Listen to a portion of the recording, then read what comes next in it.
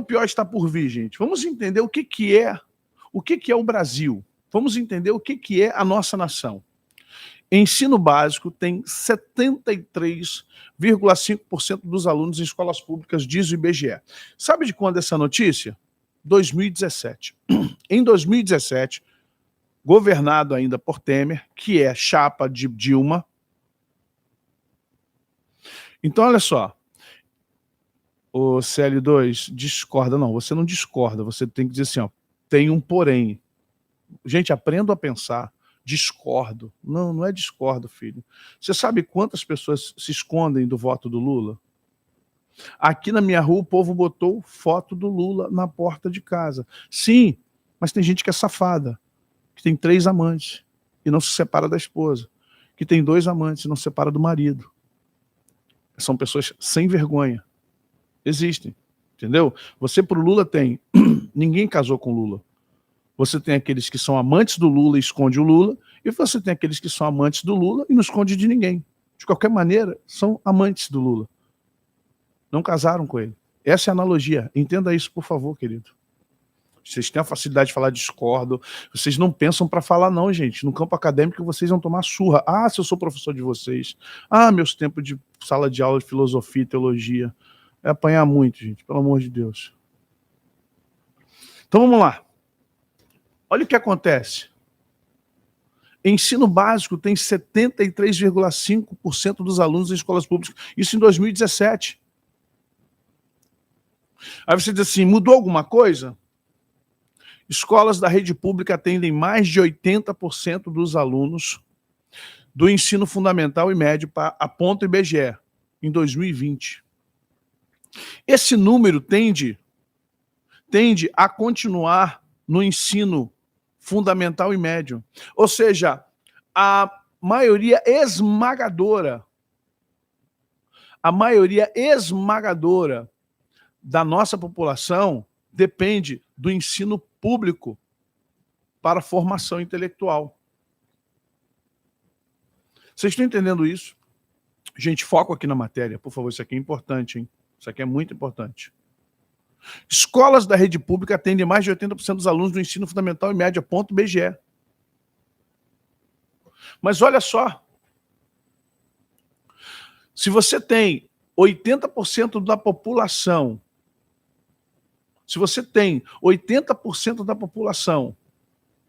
estudando em colégio público, o que você vai esperar intelectualmente de uma população daqui a 20 anos?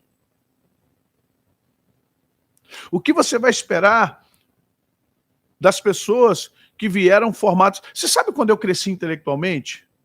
Quando adulto. Eu tinha muito potencial quando era criança, mas sempre estudei em colégio público, escola pública. Eu sempre fui muito inteligente, mas a minha potencialidade de inteligência nunca foi explorada, porque o colégio público não tem, como é que eu posso falar? Não tem um currículo no sentido psicopedagógico para explorar a inteligência pessoal de cada aluno. Não tem tempo, porque classes de aula tem 45 alunos, 38, 30. Um professor não dá conta. Hoje em dia tem professor que tem auxiliar, mas antigamente, vocês sabem disso, era um professor, era uma professora para cuidar de 40, 50 alunos na sala de aula, gente. Então imagine quantas pessoas inteligentes não tiveram seus potenciais atingidos porque infelizmente estudaram em colégios públicos.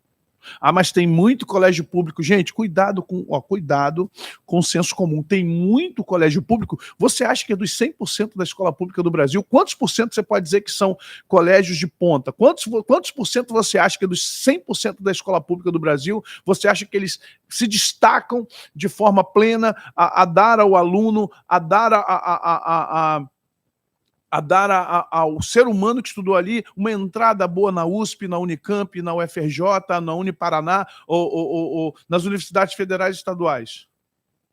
Meu querido, se tiver 10% de escolas boas no Brasil do ensino médio, fundamental e médio, dá glória a Deus. 90% são, infelizmente, 90% são, sabe...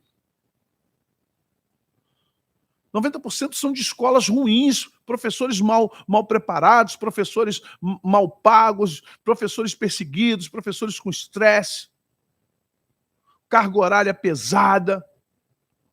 cartilha ali na mão, o cara tem que seguir aquele plano sabe, livros totalmente defasados, matemática que não vai se aplicar à vida, geografia sem nenhum contexto estrutural para aquela pessoa, história sem revisionismo. Em inglês, gente, tem professor de inglês que, pelo amor de Deus, gente, a pronúncia é miserável. Pelo amor de Deus. Você vai no avião e vem o comissário falando inglês, eu fico morrendo de rir, porque eu não sou fluente para falar, eu sou fluente para ouvir. Porque aqui em casa todo mundo é fluente no inglês e espanhol. E eu sou fluente de ouvir, porque eu me dediquei mais ao grego e ao hebraico por causa das minhas formações. E aí depois eu vim para o inglês, o espanhol, o alemão, o italiano, eu comecei a estudar as outras línguas. E aí quando você ouve um professor não tendo o mínimo que um professor tem de linguística, um professor que é bilíngue, um professor que está estudando, está ensinando o inglês, ele tem que ter sotaque, ele tem que ter minimamente a pronúncia correta. Mas por que isso? Porque nós não damos atenção para esse tipo de professor. Professor de inglês, professor de espanhol no colégio público é qualquer um que fala good morning, e parece até um hindu. Ok? All right. Parece até um judeu, um árabe. Então, é esse inglês que é ensinado para nós. Se você quiser aprender um inglês razoável, você tem que ir para o Brasas, caríssimo.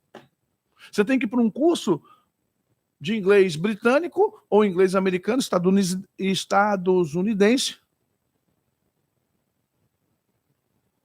Então você vai entender isso não, mas aí é sotaque britânico, a gente sabe a diferença. Sotaque britânico, não vai falar assista Harry Potter, assista aos filmes ingleses e os filmes americanos, você vai ver a diferença. É como o português de Portugal, o português do Brasil. Então entenda uma coisa, gente. Você acha que mais de 80% da população brasileira, 80% da população brasileira está no ensino fundamental e médio? O que você acha que será da força de produção intelectual, tecnológica, filosófica, política e espiritual dessa nação? Olha bem, defasagem entre idade séria é 4 vezes maior em escolas públicas. Ou seja, alunos que estão defasados nos seus anos escolares. Ou seja, um aluno que já deveria estar no 9º ano está no 7º.